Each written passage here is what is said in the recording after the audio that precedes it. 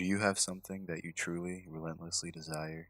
Despite your state of life, is there something else that you would go completely to the end of the world to get?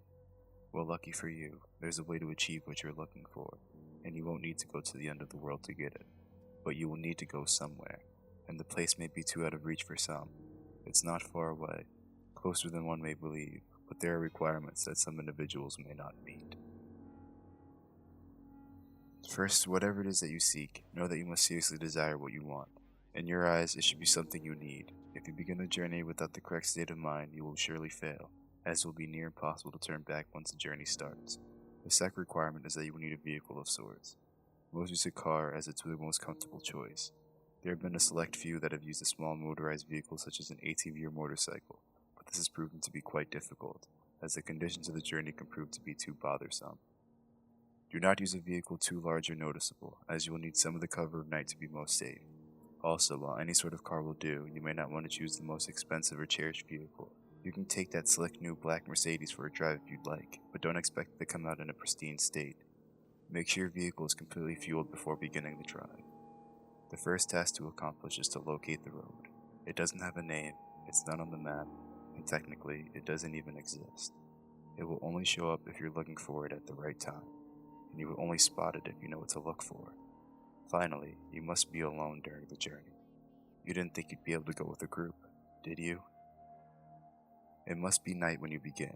Choose a time of night where you believe most of the roads are least populated.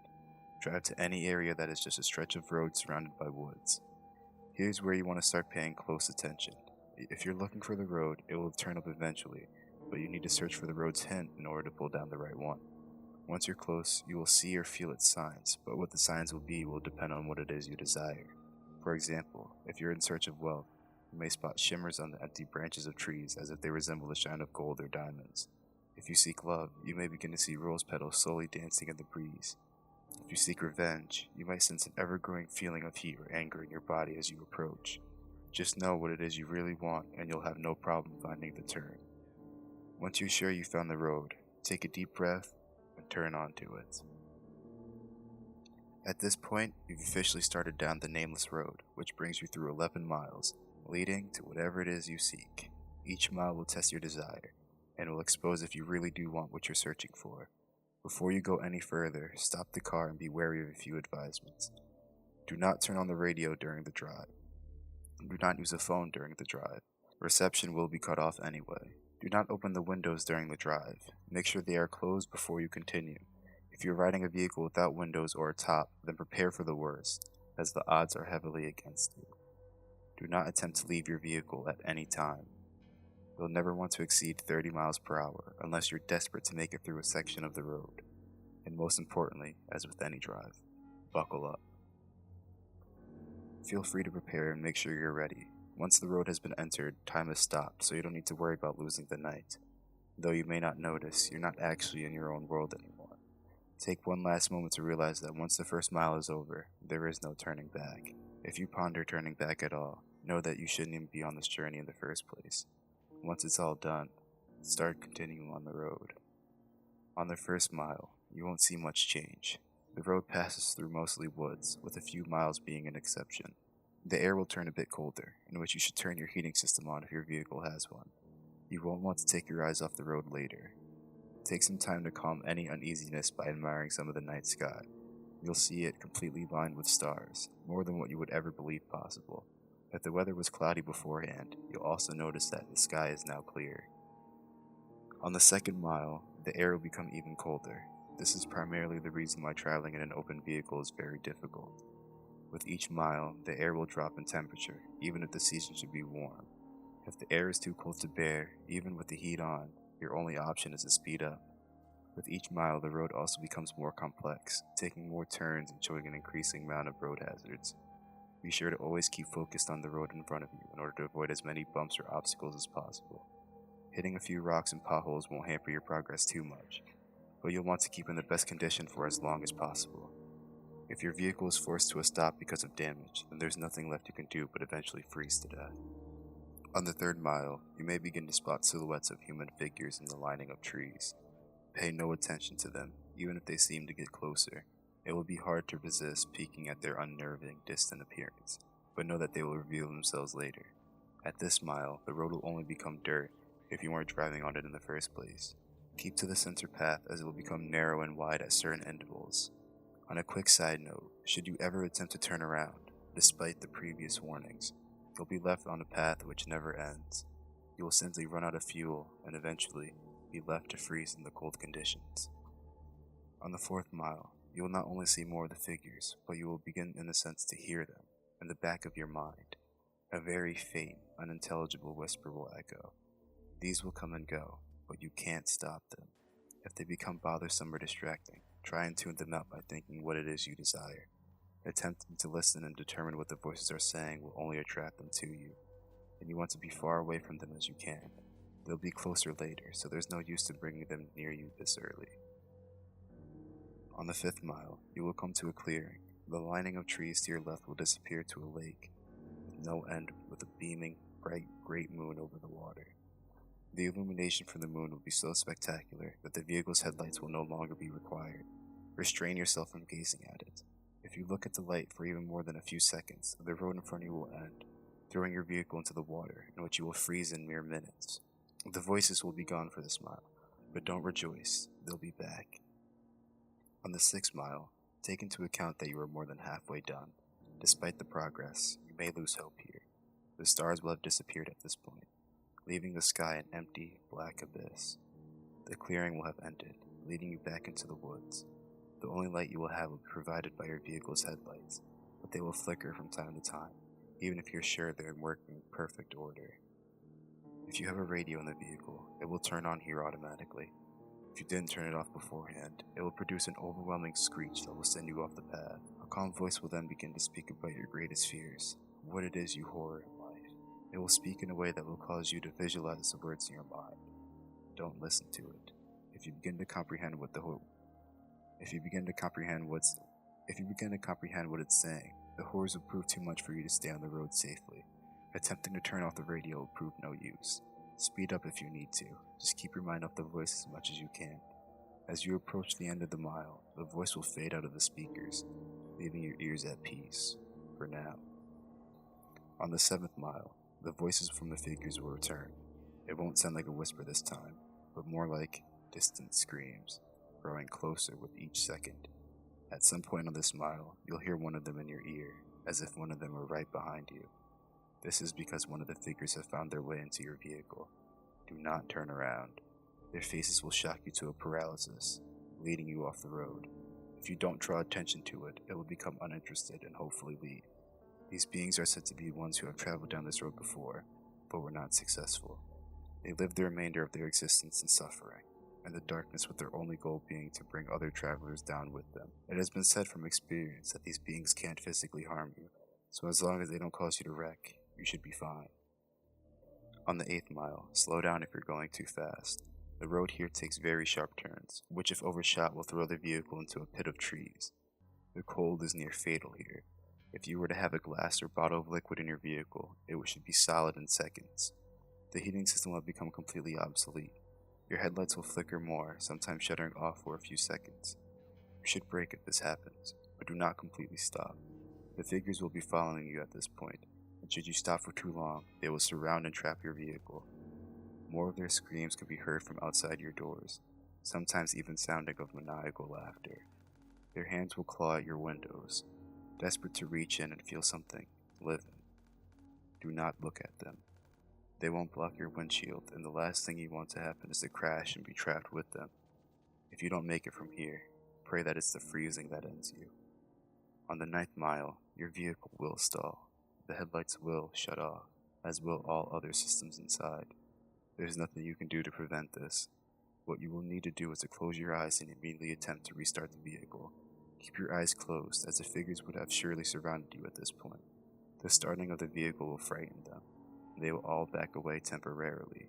This will give you a chance to start moving forward again. If you begin to hear the windows crack from the struggle, don't lose focus. The beings can alter the vehicle, but remember, they still do not have the strength to physically affect you. You will hear nothing but their voices rampaging your mind, as there could be anywhere between 100 or a dozen after you now. Once you start the vehicle, floor it. Floor it so long as you can stay on the path. When the mile's done, the beings will retreat. On the 10th mile, the voices of the beings will stop.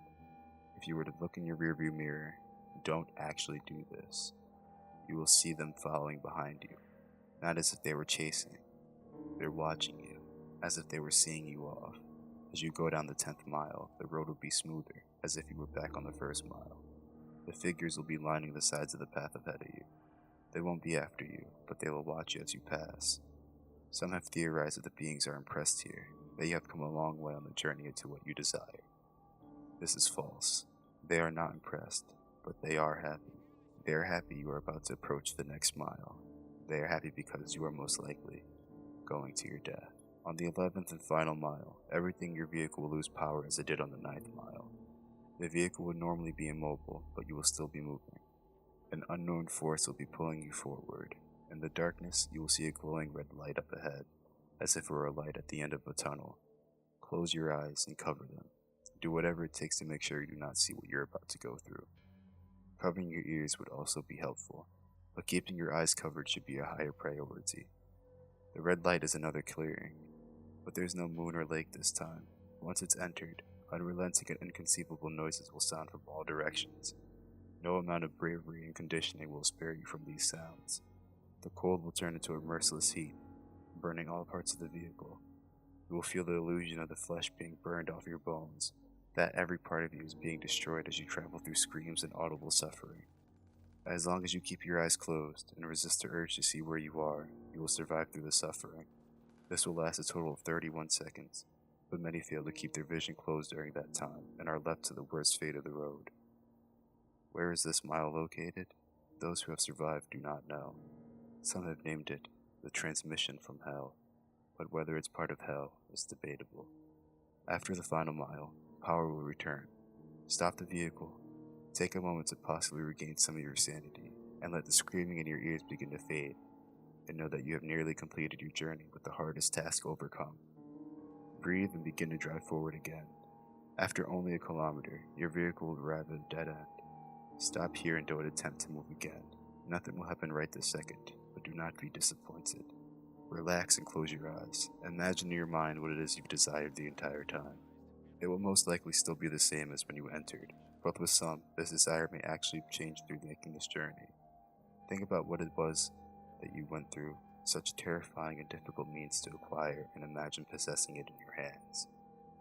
Once you have completely visualized this, slowly open your eyes. You will then find yourself at the beginning of the unnamed road, where you first began. This may confuse you, but know that you are finished. Your task here is done. Your mind will then turn to your reward. If what you desired was material, check in the back seat or in the trunk if the object is larger. If what you desired was non-material, then do not be disappointed. The change is not immediate. Turn back to where you came from, and you'll find in your life that what you wanted is there.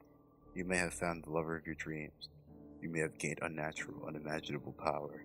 You may have put your most hated enemy to the most satisfying revenge possible. You will have no doubt gained what you deserved. So now that the task is done, what's the catch? Is your vehicle cursed? Is there something about you? Is there something you're about to lose? Is your death imminent? The answer to all of this is no. Of course. You've done the challenge. You proved yourself worthy of what you desire. As stated before, the sounds of the 11th mile will continue to exist in your mind, potentially causing some vivid and unusual nightmares, but should prove as nothing compared to what you've gained. Now, one last question. Is there something else you desire? Are you not satisfied? After all, you're left right back where you started. The road's right in front of you.